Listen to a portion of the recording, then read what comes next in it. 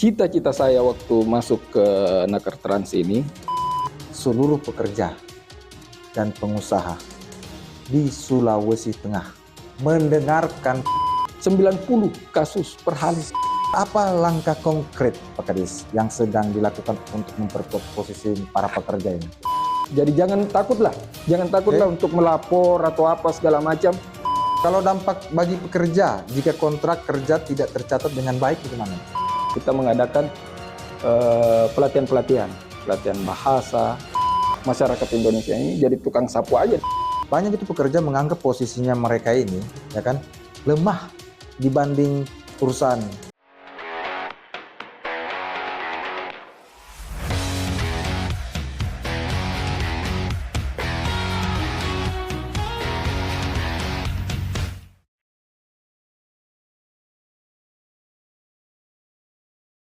Selamat datang di OTT Podcast Official Kota Palu. Pekerjaan adalah harapan. Di balik setiap seragam kerja, ada keluarga yang menunggu nafkah dibawa pulang. Namun pertanyaannya, apakah seluruh pekerjaan mendapatkan perlindungan yang semestinya? Di tengah pertumbuhan investasi dan hadirnya berbagai perusahaan di Sulawesi Tengah, muncul berbagai pertanyaan dari masyarakat.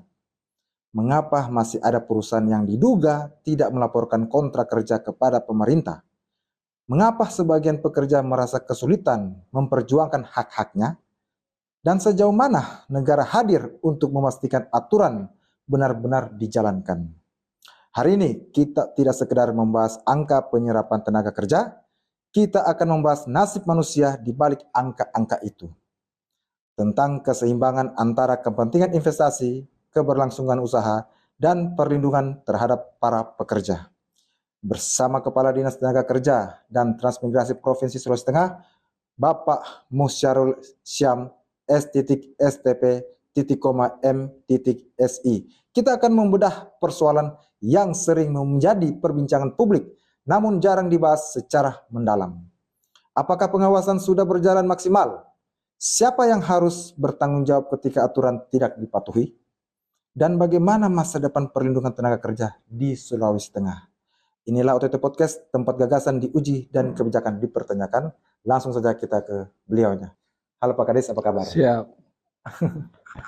Wah, luar biasa Pak Kadis. Terima kasih Pak Kadis sudah meluangkan sedikit waktu untuk ngobrol-ngobrol di OTT Podcast. Oke Pak Kadis, kita akan coba masuk ke topik. Tapi sebelum kita masuk ke topik, apakah ada yang ingin Pak Kadis mau sampaikan beberapa kata sebelum kita masuk ke topik? Ya. Kalau pertama yang harus kita pahami, untuk tenaga kerja, khususnya tenaga kerja kita fokusnya ke tenaga kerja.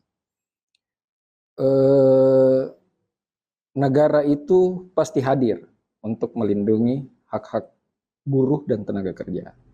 Ya, kebetulan kita ada di tingkat Naker provinsi. Oke. Nah, seperti itu. Tapi yang pastinya kami harus pastikan bahwa Undang-Undang Cipta Kerja itu pasti turunannya itu tidak memandang bulu. Tidak memandang bulu terhadap perusahaan apapun yang melanggar Undang-Undang Cipta Kerja tersebut. Terkait dengan pengawasan yang kami lakukan, yang ada menjadi tugas pokok dan fungsi kami, itu kami sudah lakukan semua. Cuma memang terkendala pertama itu dengan luasan wilayahnya kita dan jumlah perusahaan yang hadir khususnya di Sulawesi Tengah, dengan tidak sebanding dengan jumlah pengawas dan PHI yang kita miliki. Itu yang terjadi. Jadi mungkin ada kejadian-kejadian 1, 2, itu mungkin kita jadikan semua catatan untuk bagaimana kita lebih memaksimalkan tenaga pengawas khususnya dan mediator itu untuk bisa membackup teman-teman buruh dan melindungi teman-teman buruh yang ada di Sulawesi Tengah. Mungkin itu saja. Oke, terima kasih banyak Pak Kadis untuk pembukanya. Oke, kita langsung masuk ke topik-topik pembahasan ngobrol kita Pak Kadis ya. Siap. Pak Kadis, kira-kira ini bagaimana kondisi ketenaga kerjaan Sulawesi Tengah pada saat ini sekarang? Ya, kalau kondisi tenaga kerja ya, saya lihat itu sekarang kondisinya sudah maju. Sudah maju. Pada prinsipnya sudah maju. Cuma yang terjadi itu ya seperti yang pertama tadi saya katakan di pembuka, terkait dengan pesatnya pembangunan industri yang ada di Sulawesi Tengah ini, khususnya mining dan industri itu sangat pesat. Sehingga kita harus memburu itu, selaku pengawas itu harus memburu dan meningkatkan etos kerja pertama satu. Etos kerja itu harus kita tingkatkan memang. Tapi dengan keterbatasan dengan efisiensi anggaran, apa segala macam, itu juga menjadi hambatan kami. Jujur hambatan kami. Di sini, kami sangat terbantu juga dengan adanya serikat-serikat buruh. Nah, yang terjadi di lapangan biasanya, kondisi serikat buruh yang juga harus mengejar ketertinggalan dengan pesatnya kemajuan industri yang ada, itu kadang teman-teman serikat buruh akhirnya melupakan pembinaan juga terhadap buruh-buruh mereka. Itu juga yang harus kita kerjasamakan nanti dengan teman-teman serikat. Tapi teman-teman serikat ini saya akui betul untuk memperjuangkan hak-hak buruh itu sangat aktif sekali. Sehingga kami untuk memantau, contoh dari berapa tahapan-tahapan itu, ada juga teman-teman serikat buruh yang saking banyaknya mungkin ya, banyaknya pelanggaran-pelanggaran yang jadi temuan dari teman-teman serikat buruh itu, dan melihat desakan mungkin dari para buruh yang tergabung dalam serikat itu, sehingga mereka melupakan satu tahapan langkah untuk melakukan proses pelaporan. Nah, bedanya kita di Snaker ini ya, untuk pengawasan itu kan kita bukan seperti APIP pada umumnya, seperti kepolisian atau kejaksaan. Kita punya mekanisme tersendiri terhadap pengawasan itu. Kita butuh laporan dulu, kita pastinya butuh laporan dari pihak perusahaan juga, terkait laporan dari serikat buruh atau teman-teman buruh. Itu kita harus combine. Kita tidak boleh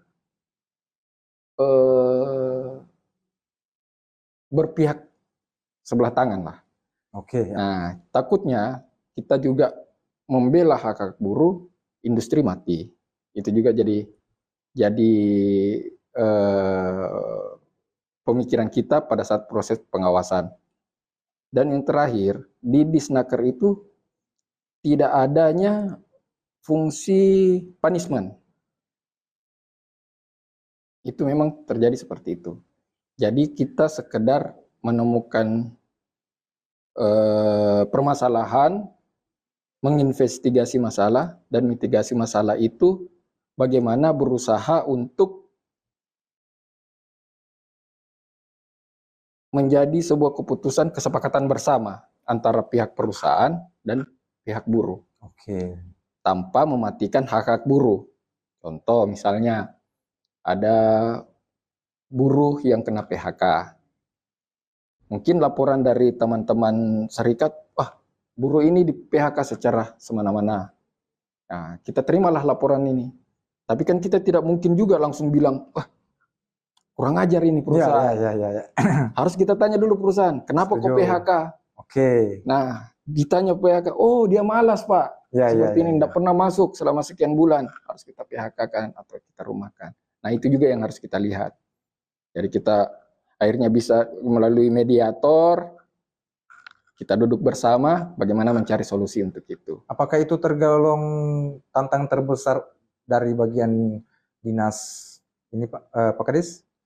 Kalau tantangan terbesar sudah pasti itu tantangan besar. Termasuk Karena tantangan terbesar ya. tantangan sangat besar. Apalagi contoh, kayak kita di industri yang ada di Sulawesi Tengah ini kan rata-rata dari luar semua. Sedangkan kultur kita sudah pasti beda dengan kultur luar. Itu terjadilah. Nah, mungkin dari etos kerjanya kita atau apa, itu juga yang akan kita dorong nanti dengan teman-teman serikat untuk mensosialisasikan itu. Mensosialisasikan masalah etos kerja sampai ke skill buruh. Bagaimana Sampai ke skill juga ya. harusnya seperti Oke. itu. Harusnya seperti itu. Supaya kita jangan jadi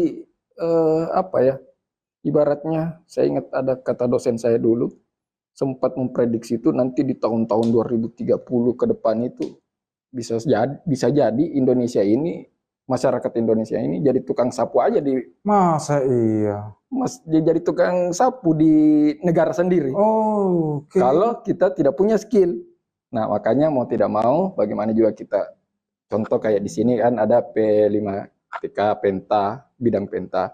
Itu kan untuk melatih juga. Contoh kita buka kayak programnya Pak Gub tentang bagaimana belajar bahasa Cina, itu kan gratis semua itu. Itu juga kan untuk meningkatkan skill teman-teman juga. Biar bagaimana kan sekarang yang masuk ini kita tidak menutup mata kan China semua yang masuk. Ya, jadi mau tidak mau kita harus menguasai juga. Apakah tidak harus yang dipelajari bahasa Inggris saja Pak Kadis? Karena bahasa Inggris kan tergolong bahasa internasional yang bisa dipakai di negara manapun. Jangan nanti kita cuma hanya mempelajari bahasa Cina, tapi pada saat kita mendapat warga negara barat, karena kabut. Itu bagaimana kira-kira itu? Betul. Itu juga jadi pemikirannya kita. Bahasa Inggris pun itu kita ada beberapa pilihan. Di sini ada. Kemarin ini kita buka kelas bahasa Jepang juga ada. Oh, Jepang juga. Jepang juga ada. Jepang juga itu ada. Free. Gratis. Di mana tempatnya Pak Kadis? Apa? Di sini, di kantor. Dengar kalian.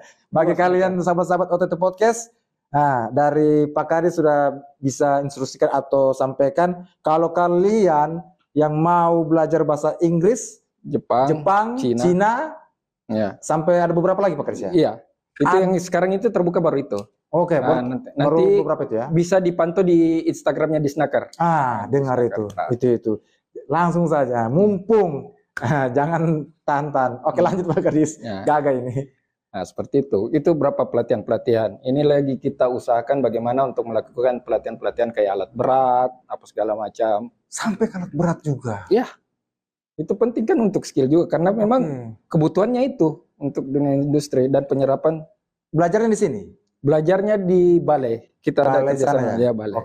Ya. Di BLK ya. Ya BLK. Itu juga lagi kita cari solusi bagaimana kita kerjasamakan dengan pihak-pihak perusahaan untuk membuka itu. Mengajak pihak perusahaan supaya bisa merekrut itu ke depannya. Saya niatnya seperti itu. Bagaimana kita mengajak pihak perusahaan untuk mengajak anak-anak yang tamatan SMA atau S1 yang mau pelatihan alat berat itu bisa langsung ke lokasi perusahaan. Jadi itu memang tergolong dari tamatan sekolahnya. Apakah tidak harus, misalkan contoh nih, tapi Pak Kadis ya, misalkan ada masyarakat yang misalkan sekolahnya tidak selesai nih, tapi ingin belajar. Bisakah? Bisa. Sebenarnya harusnya bisa. Cuma kan ada biasanya di perusahaan itu ada strata khusus juga yang mereka terima. Anggaplah SMA seperti itu. Misalnya dia cuma SMP gitu, lulusan SMP. Terus sudah terlambat, tidak mau mengikuti lagi SMA. Kan ada istilah kayak kalau tidak salah kayak dulu apa paket C. Ambillah paket C, terus ikut pelatihan-pelatihan skill itu supaya bisa bersaing lah. Terus yang paket C itu tergolong negeri sudah kan Pak Kadis ya? Iya, negeri lah. Oke, siap. Karena itu kan kalau saya tidak salah ya, di Diknas itu ada kayaknya pertama. Kalau saya tidak salah ya, saya coba cross check lagi. Dan yang cita-cita saya waktu masuk ke Nakertrans ini, saya itu punya cita-cita kalau misalnya kita membuat pelatihan seperti itu, kan muncul sertifikat tuh. Ya. Saya pengennya sertifikatnya yang dikeluarkan itu, bagaimana itu masyarakat Sulawesi Tengah bisa juga bersaing dengan orang-orang di Pulau Jawa. Misalnya contoh, dengan keterampilannya dia anggaplah berbahasa Cina. Bukan sekedar sertifikat yang bisa diterima saja di perusahaan di Sulawesi Tengah, tapi bisa Dipakai keseluruhan. bisa misalnya di Kalimantan buka seperti itu. Nah, dengan memperlihatkan sertifikat, oh bagus loh ini sertifikatnya Sulteng. Ini bisa kita terima. Nah, saya pengen seperti itu, ada pengakuan seperti itu. Luar biasa. Nah, kemarin itu sempat waktu Komisi 9 datang ke sini, saya sempat berbincang-bincang sama Pak Rektor Untat. Oke. Pak Rektor itu sampaikan seperti itu, akan membuka juga seperti itu di Untat. Nanti kita bisa kerjasamakan dengan Untat. Ini tuh kalau dari segi skill ya. Siap. Luar biasa Pak Kadis. Baru beberapa ini Pak Kadis, tapi sudah luar biasa dari ini program-programnya ya. Mantap itu Pak Kadis. Saya coba masuk lagi ke pertanyaan berikutnya Pak Kadis. Ya. Perihal tentang pertumbuhan investasi. Ya. Saat ini sejalan dengan peningkatan kualitas perlindungan tenaga kerja kah? Kira-kira. Kalau bicara sejalan sih pastinya belum ya. Kalau saya menilainya belum. Belum ya? Belum sejalan lah.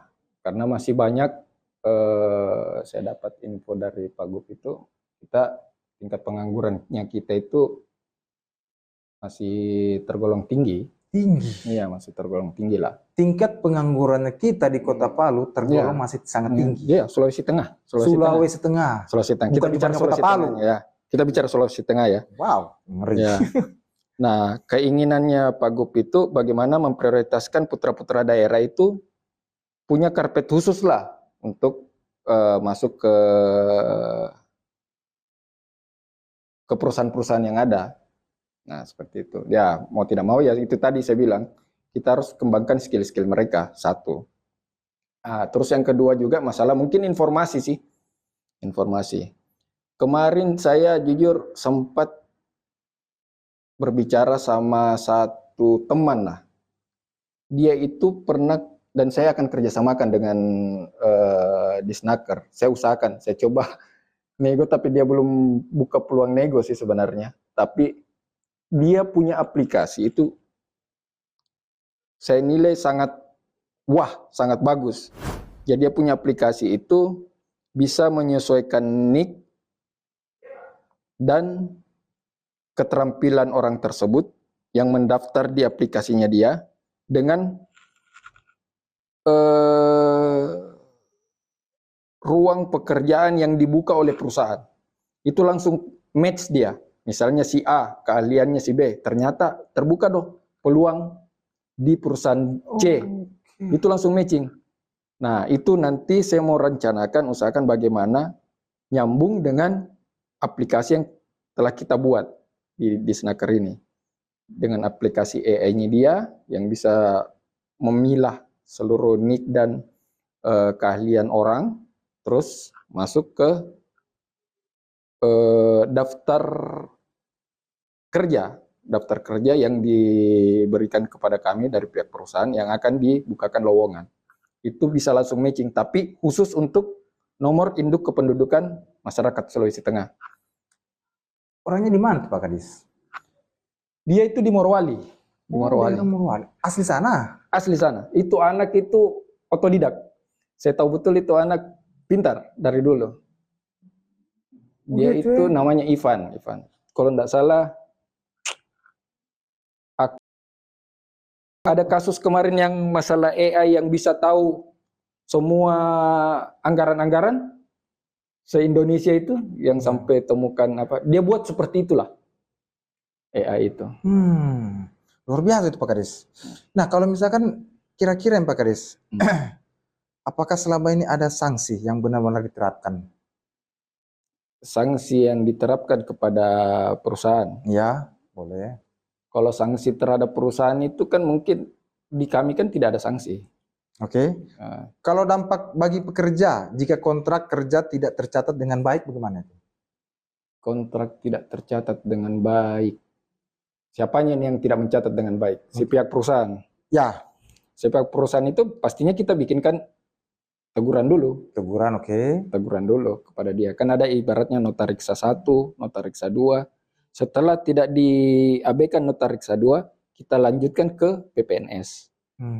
PPNS, setelah masuk ke PPNS juga tidak dilanjutin, masuklah ke ranah hukum. Seperti itu kondisi yang terjadi di Nakar. Jadi di Nakar itu sebenarnya sampai di tindak lanjut dari notariksa 2 itu.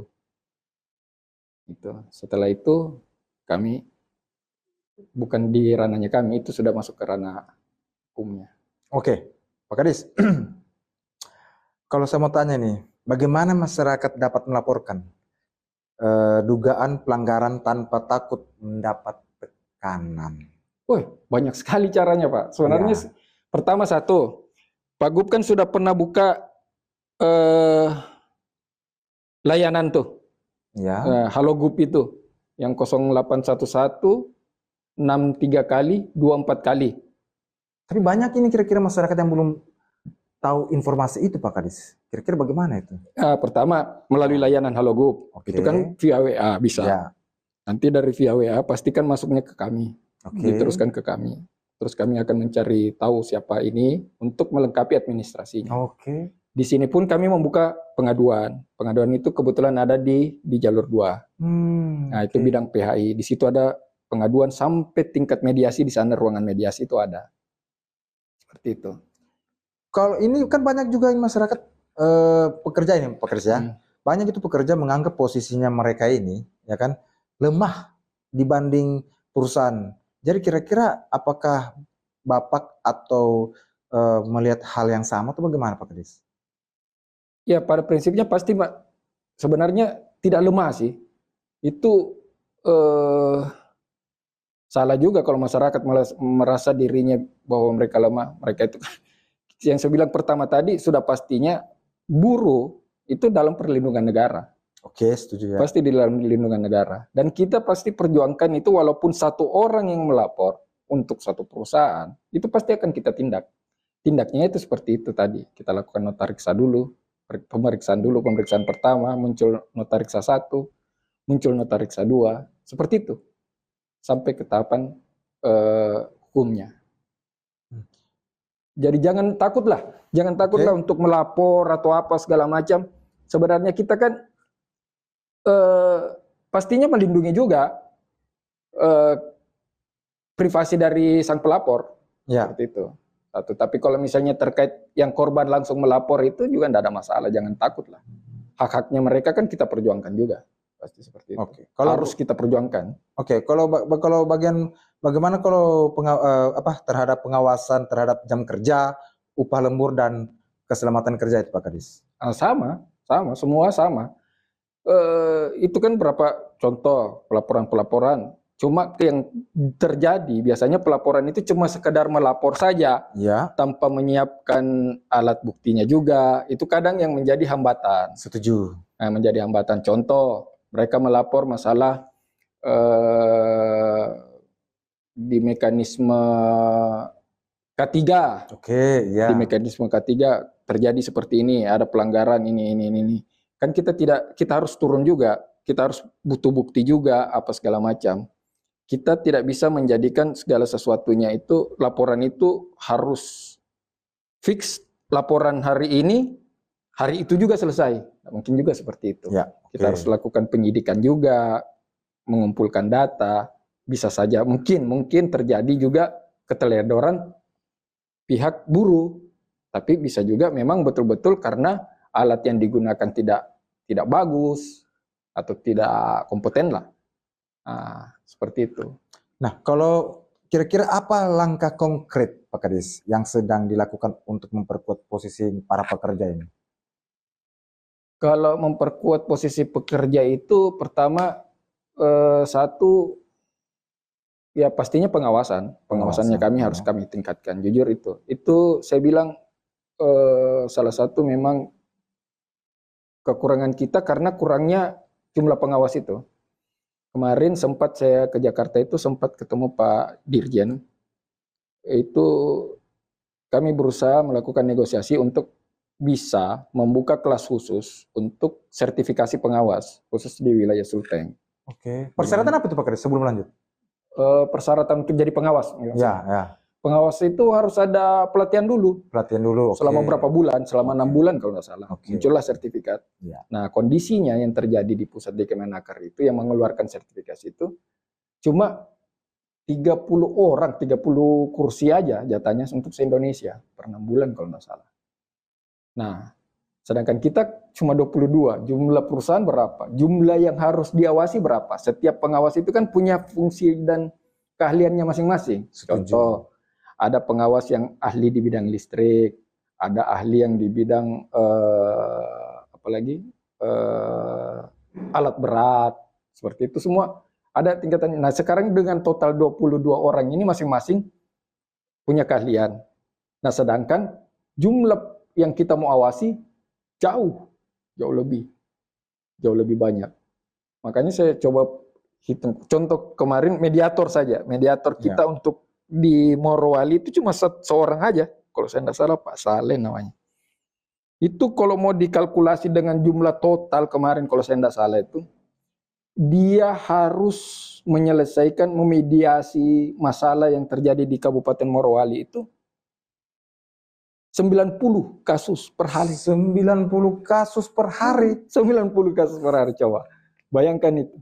Bukan kewalahan kasihan Pak Saleh itu. Makanya Pak Saleh itu ruangannya itu kayak ibaratnya ada kalau misalnya terjadi dukun viral, seperti itu dia.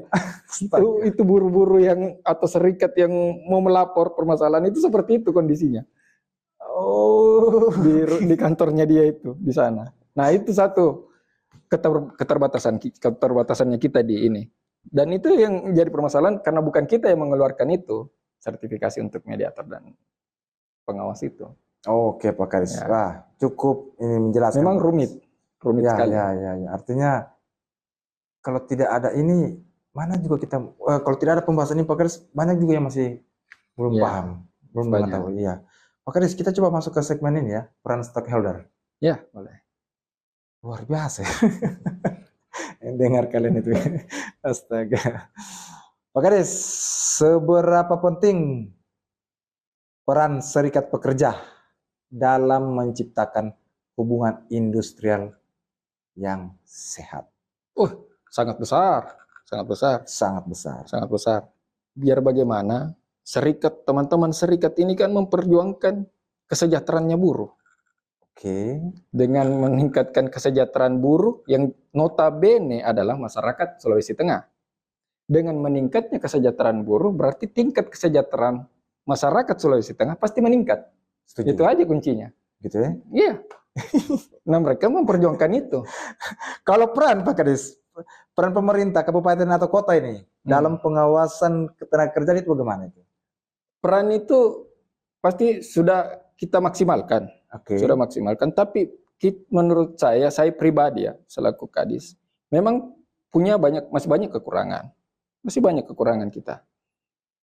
Contoh saya bilang keterbatasan masalah tenaga pengawas, keterbatasan tenaga mediator. Kedua pastinya dengan jumlah perusahaan dan jumlah waktu kita harus mengejar waktu karena di setiap tahapan pelaporan itu kan ada masa-masanya semua. 1 hari masa pelaporan, 7 hari masa investigasi sampai ke notariksa 2 itu kita dikejar waktu dengan jumlah laporan yang masuk. Tapi saya yakin dan percaya apa yang dilakukan teman-teman pengawas dan mediator itu sudah maksimal. Tinggal butuh kesabaran dan juga kami butuh memang betul-betul dukungan dari teman-teman serikat. Kami butuh teman-teman serikat itu untuk membantu kami juga dalam hal untuk pengawasan untuk di tingkat buruh, bagaimana kesejahteraannya, apa segala macam. Nah, sifatnya naker ini kan pasif, Pak. Nanti ada laporan, baru kita kerja. Pengawasan itu kerja. Nah, teman-teman serikat buruh inilah yang membantu kami di bawah untuk memantau apa kekurangan dari teman-teman buruh. Gitu ya. Tapi oke Pak Kadis, tadi kita sudah ada membahas beberapa sedikit strategi perihal tentang di Snaker Trans ya. tentang strateginya membuat aplikasi apa segala macam ya kan. Nah ini saya ada berapa ya? Ada 4 lagi pertanyaan. Tapi boleh tidak sebelum saya masuk ke 4 pertanyaan terakhir ini Pak Kadis, program, ya program-program apa saja yang sekarang yang belum sempat dijelaskan tadi nih, yang sudah di ini. Yang pertama itu Pak Gub perintahkan saya itu masalah Satgas Ketenagakerjaan. Kemarin kan Pak Prabowo itu sempat keluarkan kepres masalah Satgas PHK kalau tidak salah untuk PHK. Akhirnya dengan diskusi dengan beliau, Pak Gub, saya dengan Pak Gub berdiskusi dengan teman-teman kepala bidang di sini. Akhirnya kita sepakat itu bagaimana kita membentuk Satgas Ketenagakerjaan saja. Jadi di dalam Satgas itu kami akan membentuk sebuah pokja-pokja. Jadi ada berapa pokja nanti di dalamnya itu terkait isu-isu terkait buruh. Contoh isu PHK, union busting, termasuk pelecehan terhadap perempuan. Terus apalagi ada 9 pokoknya tuh kita mengikuti 9 berani. Terus outsourcing, terus pembantu rumah tangga yang undang-undangnya baru jadi itu kita masukkan semua dalam pokja itu. Jadi nantinya saya pengennya Satgas ini bukan sekedar asal Satgas aja. Jadi mereka ada hulu, ada hilirnya. Maksudnya begini. Biasanya kalau kita membentuk Satgas ya, pengalaman saya selama saya jadi PNS, kadang kita membentuk Satgas itu terlalu bengkak jumlah orang di dalam, pada saat ada menerima laporan yang masuk, saling lempar tanggung jawab. Nah, kenapa saya berinisiatif untuk membuat pokja-pokja itu, supaya lebih jelas. Kalau misalnya contoh ada terjadi pelecehan seksual di perusahaan ini, nah kita masukkan ke dalam pokja perempuan, di situ terlibatlah pemberdayaan perempuannya, Komnas Perempuannya ada di dalam pokja itu, kelompok pokja itu. Termasuk nanti di setiap pokja itu kita selipkan teman-teman serikat. Tapi dengan syarat teman-teman serikat ini harusnya dia berada di semua ini tanpa memilih, supaya kita betul-betul ada check and balance. Check and balance itu supaya nanti di belakang lagi tidak perlu kita ada saling curiga. Oh ini bermain dengan perusahaan ini, oh ini bermain dengan perusahaan ini. Saya pengennya seperti itu. Nah itu mungkin target saya yang paling cepat.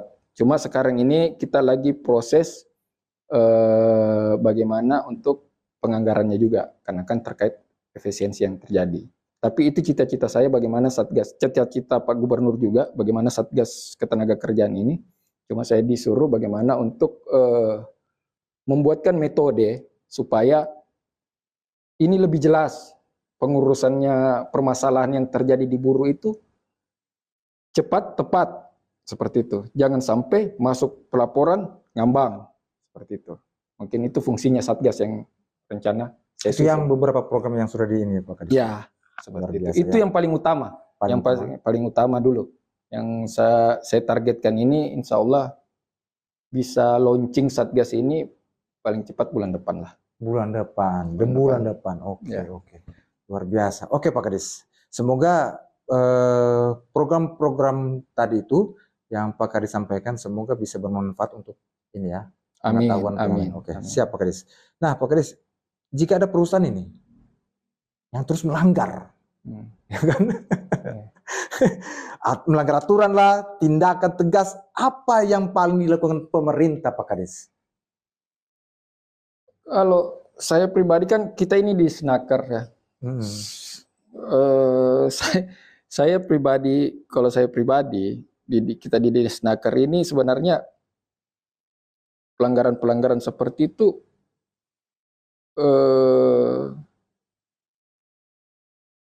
belum sampai yang berulang-ulang sih, sampai ke mungkin ada ya, mungkin sampai di luar sepengetahuan saya mungkin. Tapi setahu saya dari laporan-laporan pengawas itu tidak sampai berulang seperti itu. Tapi kalau kondisi ada perusahaan mungkin yang sampai fatal atau seperti apa, itu saya belum dapat laporan laporan seperti itu. Tapi kondisi yang terjadi, kita harus juga melihat dari sisi perusahaannya. Oke. Kenapa sampai terjadi? Yang saya pahami dan sempat dapat laporan itu terakhir apa ya? Contohnya ada perusahaan GNI yang yang di Morowali ya? Ya, Morowali Iya. itu ya ternyata memang sandungannya ke finansial.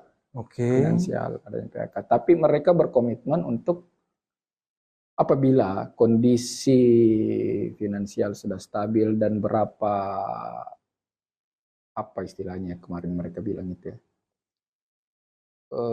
maintenance di perusahaan itu sudah berjalan, itu mereka akan dikembalikan gitu komitmennya. Nah sampai sebatas itu yang saya tahu. Oke. Dan berapa laporan-laporan perusahaan yang saya nilai berulang-ulang itu seperti ini. Mungkin teman-teman serikat itu lebih tahu untuk itu. Kalau saya pribadi, teman-teman serikat itu mungkin sebaiknya membuat laporan itu lebih terstruktur dulu, supaya kita bisa jelas aduan ini berulang atau tidak. Seperti itu. Nah, oke Pak Kris. Itu cukup menjelaskan juga lagi ya. Kalau program-program tadi yang Pak Kris sampaikan, itu apakah sudah program-program yang akan dilaksanakan untuk di 5 tahun ke depan? Nah, kalau masalah bicara 5 tahun ke depan, kalau program di Senaker ini kan berkembang terus. Ini saja kita lagi menunggu, kemarin saya dapat info dari Pak Dirjen itu akan keluar aturan Kemenaker yang terbaru terkait pengawasan juga, pengawasan dan ketenagakerjaan. Menurut beliau, malahan di dalam aturan tersebut nantinya itu malahan sudah jelas, SOP-nya itu jauh lebih jelas. Mulai dari tahapan pengawasannya, mediasinya, sampai keputusannya. Keputusan harus dikemanakan pelanggaran tersebut. Itu sudah ada, sudah lagi diproses. Jadi kalau kita bicara program ke depan itu kan masalah ketenaga kerjaan ini ibaratnya kita mengurus orang loh. Oke. Nah, itu bedanya kita dengan mungkin kalau di provinsi ya, dinas-dinas lain. Ya, hampir sama juga dengan dinas sosial, apa segala macam. Seperti itu kondisi yang terjadi di dinas ketenagakerjaan. Mengurus orang itu pasti tiap waktu yang bergulir itu pasti permasalahan itu terus ada. Namanya mengurus orang. Dan permasalahan itu pasti tiap waktunya pun berubah-berubah.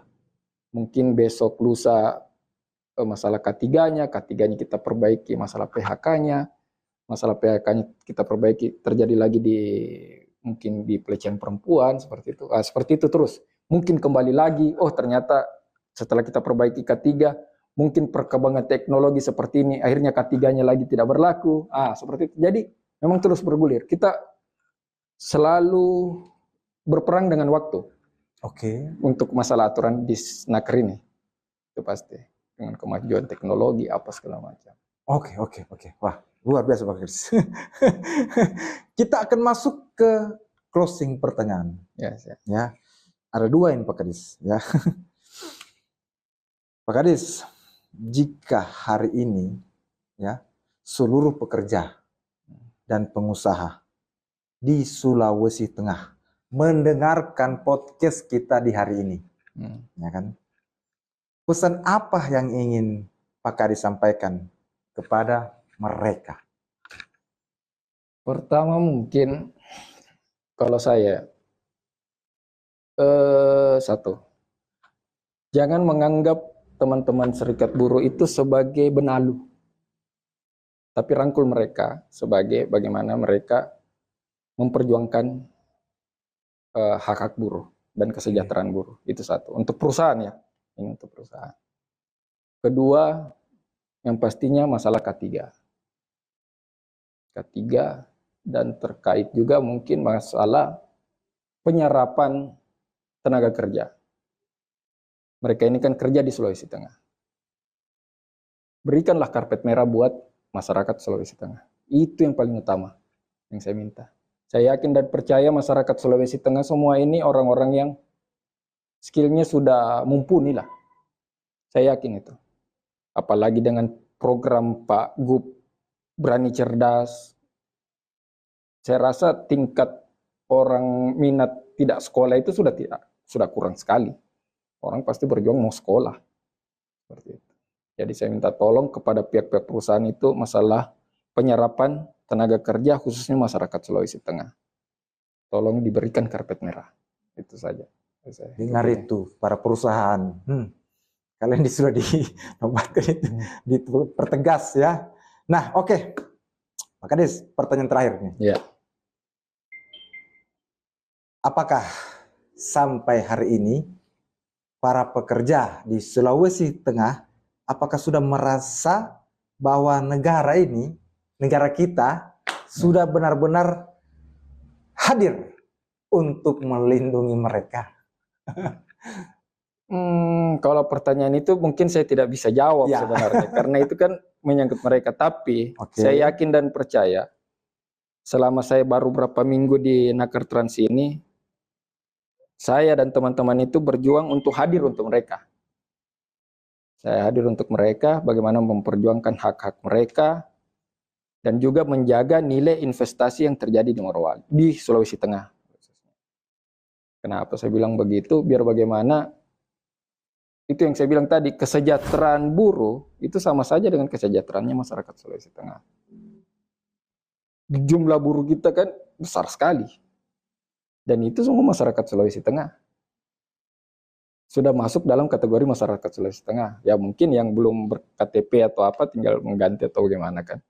Tapi dengan adanya kesejahteraan buruh itu terjamin, mau tidak mau tingkat kesejahteraan di masyarakat Sulawesi Tengah itu pasti capaian di indeks indikatornya BPS pasti akan lebih tinggi kalau kita memperhatikan kesejahteraan buruh.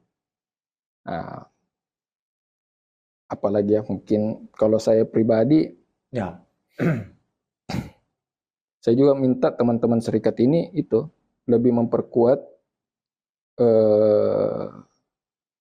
skill-skill teman-teman buruh, membantu kami juga terkait masalah data-data buruh, termasuk yang PWTT, pegawai tidak tetap itu.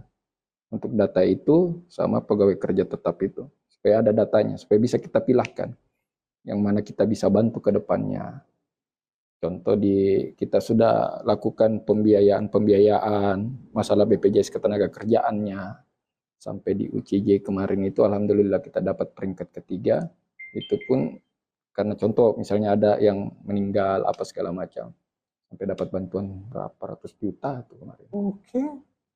Itu juga kan kita butuh data masalah dari itu. Kalau kita tidak memperbaiki data ya kita juga tidak bisa apa-apa, dan kita butuh teman-teman serikat itu.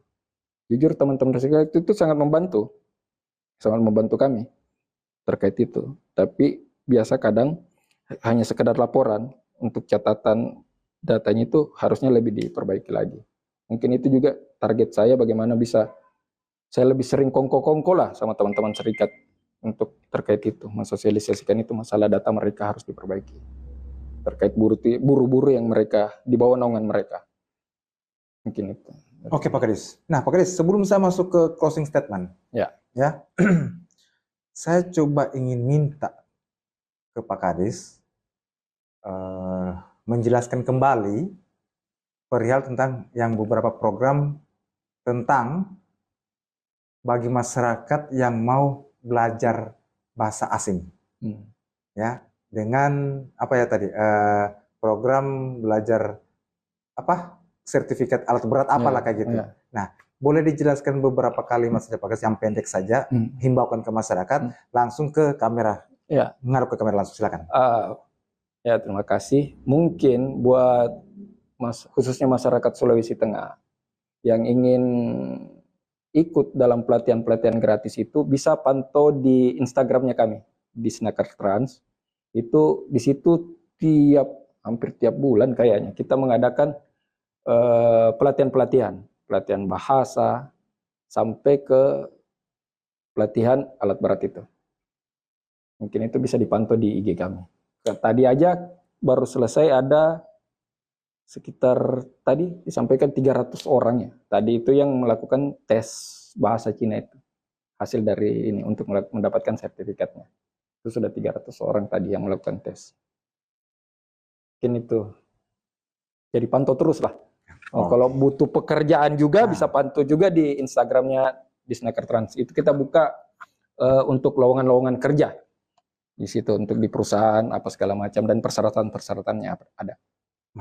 Luar biasa dengar itu guys. Dengar ya sahabat-sahabat OTT Podcast yang berada di Kota Palu dan di seluruh Indonesia.